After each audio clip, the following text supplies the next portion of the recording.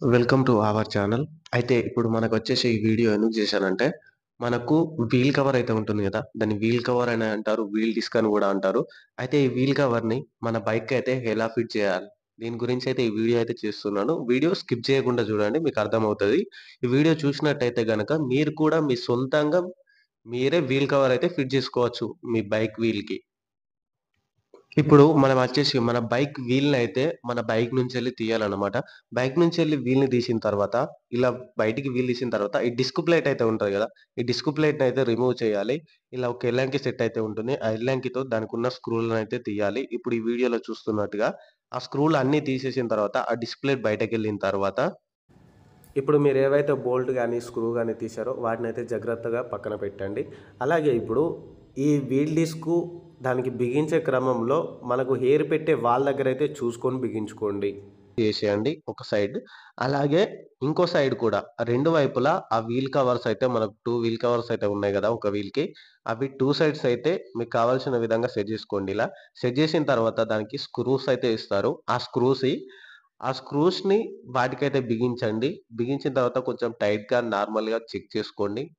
వాటిని కొంచెం ఫ్రీగా ఉండేటట్టయితే ఫిట్ చేయండి. జాగ్రత్త పడాల్సిన విషయం గూడా ఒకటుంది. ఈ జాగ్రత్త ఏమిటంటే, ఆ స్క్రూస్ అయితే ఉన్నాయి గదా! అవైతే మనకు వీల్ కవర్ దగ్గర ఉన్న మన డిస్క్ ప్లేట్ ఉంటుంది గదా! ఏబీఎస్ గాని, మన డిస్క్ అలాగే డిస్కు గడ్డ దానికైతే ఈ స్క్రూస్ అయితే తగులుతాయన్నమాట. చూసుకోండి కరెక్ట్ చూసయితే ఫిట్ జేసుకోవాల్సుంటుంది. అవి తగలకుండా ఒకవేళ అవి తగిలినట్టయితే గనక మన ఓవర్ స్పీడ్‌లో ఉన్నప్పుడైతే గిట్ట చాలా ప్రమాదం జరిగే అవకాశం ఉంటది. జాగ్రత్తగా చూసి ఫిట్ జేసుకోండి. ఇలాగ వీల్ కవర్స్ 2 సైడ్‌లో పెట్టిన తర్వాత దానికి స్క్రూస్ ఏసుకోండి. స్క్రూస్ అయితే అన్నీ వేసుకోండి.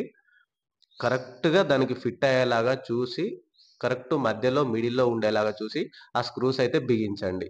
ఇప్పుడు వీల్ కవర్ బిగించిన తర్వాతయితే మళ్ళీ డిస్క్ ప్లేట్ అయితే మన వీల్‌కైతే అటాచ్ చేయాలి. డిస్క్ ప్లేట్ వీల్‌కి అటాచ్ చేసిన తర్వాత అంతే మళ్ళీ మన బైక్‌కైతే వీల్ కవర్ పెట్టుకున్న తర్వాత మన బైక్‌కైతే వీలయితే ఎక్కిచ్చేద్దాం. అంతే. నేనైతే బ్యాక్ టైర్‌కి ఒక్కదానికే వీల్ కప్ ఏయించాను. ఎందుకంటే పల్సర్ 150కి ఈ మన నేను బుక్ చేసిందొచ్చేసి కార్బన్ ఫైబర్ ఎడిషన్ అన్నట్టు. ఆ కార్బన్ ఫైబర్ ఎడిషన్ అయితే ఓన్లీ బ్యాక్ సైడ్‌లోనైతే నాకు లుకింగ్ అయితే బాగుంటుందనిపించింది. అందుకని చెప్పి మన పల్సర్ 150కయితే నేను ఓన్లీ బ్యాక్ సైడ్ అయితే ఫిట్ చేపిచ్చాను. ఇప్పుడైతే మీరు ఆ స్క్రూస్, బోల్ట్స్ ఇవన్నీ ఎలాగున్నాయో అలాగే same to same as it is మళ్ళీ బైక్‌కయితే వీళ్ళైతే ఎక్కిచ్చేసేయండి. ఎక్కిచ్చే క్రమంలో ఒకసారైతే ఆ స్క్రూస్ అయితే దేనికి తగలకుండా చూసుకోండి. మన డిస్క్ దగ్గర గాని, చైన్ దగ్గర గాని తగలకుండా మరీ ఒక 2, 3 టైమ్స్ అయితే చెక్ చేసుకోండి. ఎందుకంటే ప్రమాదాలు జరిగే అవకాశం ఉంటది.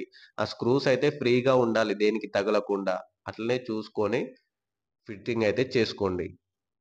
ఈ వీల్ కవర్ అయితే సింపుల్‌గా ఇంతే ఫిట్ చేయడం అయితే మీరు గూడా సొంతంగా అయితే ఫిట్ జేసుకోవచ్చు. Okay. Thanks for watching. Video నచ్చినట్టయితే గనక లైక్ అండ్ షేర్, సబ్స్క్రైబ్ అయితే చేయండి. Thanks for watching.